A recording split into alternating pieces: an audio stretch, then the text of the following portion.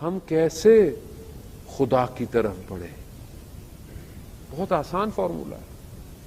اپنی خواہشات کو کم کرنا شروع کریں، خود بخود جو مانوی خواہشات ہیں وہ پیدا ہونا شروع ہو جائیں گی.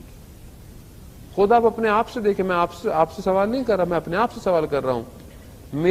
میں شب میں، ہفتے میں، ایک ویک میں کتنے دن رات کو گریا کرتا ہوں؟ کیا میری زندگی میں رات کو رونا ہے خدا کی بارگاہ میں؟ مناجات ہے؟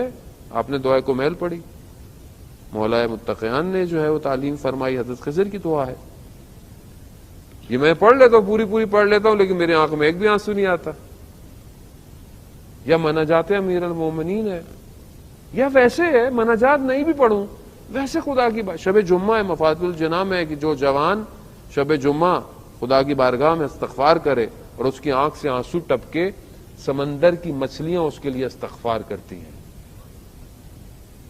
تو یہ گریا میری زندگی میں ہے یا نہیں ہے؟ میں دیکھتا ہوں نہیں ہے. کیوں نہیں ہے؟ کیونکہ میں دنیا میں جس چیز کو دیکھتا ہوں دیکھتا رہتا ہوں، جو کھانا ہے کھا لیتا ہوں، جو سننا ہے یعنی گویا میں دنیا کی ہر چیز کو آکوپائی کر رہا ہوں. دنیا دار ہو گیا.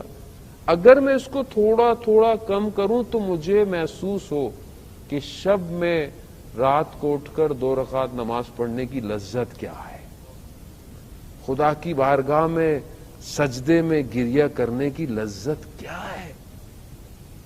تذکرۃ الاولیاء میں عطار نشاپوری جو ہے وہ ایک لوہار کا واقعہ لکھتے ہیں. بڑا عبادت گزار تھا، پرہیزگار تھا. ایک لڑکی آئی، کنیز تھی، اسے دیکھا، اس کو عاشق ہو گیا. اب ہر چیز کرا لیکن اس سے نہیں مل پایا. تو سنا کسی شہر میں ایک اور کوئی جادوگر رہتا ہے، وہ سارے عمل کر سکتا ہے. تو چلا گیا، اس تک پہنچ گیا. اس سے کہا کہ مجھے ایک لڑکی سے عشق ہو گیا ہے کہ مجھے اس کو حاصل کرنا ہے. تو اس نے اپنا جادو سے کچھ کیا تو اس نے نہیں ہوا. وہ کہا کہ تم نماز پڑھتے ہو؟ کہتا ہاں میں 5 وقت کی نماز پڑھتا ہوں. کہا اللہ کا ذکر کرتے ہو؟ کہتا ہاں میں اللہ کا ذکر کرتا ہوں، نیک کام کرتا ہوں. کہا 40 دن تک سب چھوڑ دو، نماز چھوڑ دو، اللہ کا ذکر، کوئی کام اچھا نہیں کرو.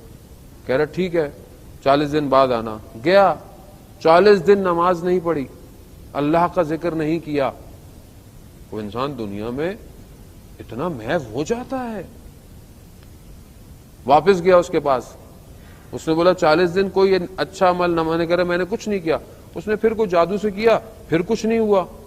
کہا تم نے سچ کہا کہ تم نے 40 دن نماز؟ کہہ رہا نہیں میں نے نہیں پڑھی ہے. کہہ رہا نہیں کچھ کام ایسا کیا؟ کہہ رہا ہاں میں ابھی تمہارے پاس آ رہا تھا تو رستے میں ایک پتھر پڑا ہوا تھا، میں نے اس پتھر کو کنارے پہ کر دیا کہ شاید کوئی کہیں اس سے لگ کے گر نہ جائے. تو جادوگر نے اسے بولا جاؤ تم یہاں سے چلے جاؤ. کہا کیوں؟ کہہ رہے وہ 40 دن تم نے نماز نہیں پڑھی، ذکر نہیں کیا، مگر پھر بھی خدا تمہارے قدموں سے تمہیں بچا رہا ہے. خدا اتنا مہربان ہے. خدا تو موقع دیتا ہے کہ کوئی ایک جگہ پر یہ آ جائے، کوئی مشکل سے، کوئی بیماری سے، کوئی پریشانی سے، کسی طریقے سے میرے پاس آئے. عزیزان محترم اگر ہم خدا کی طرف نہیں آئے، کیوں؟ یہ اندر کی جنگ ہے، یہ سخت ترین دشمن ہے انسان کے اندر کی چیز ہے. اگر میں آج اپنے اندر کے شخص کو کنٹرول نہیں کر پایا تو میں کل امام زمانہ سے رکاب میں ظاہری دشمن سے کیا لڑوں گا؟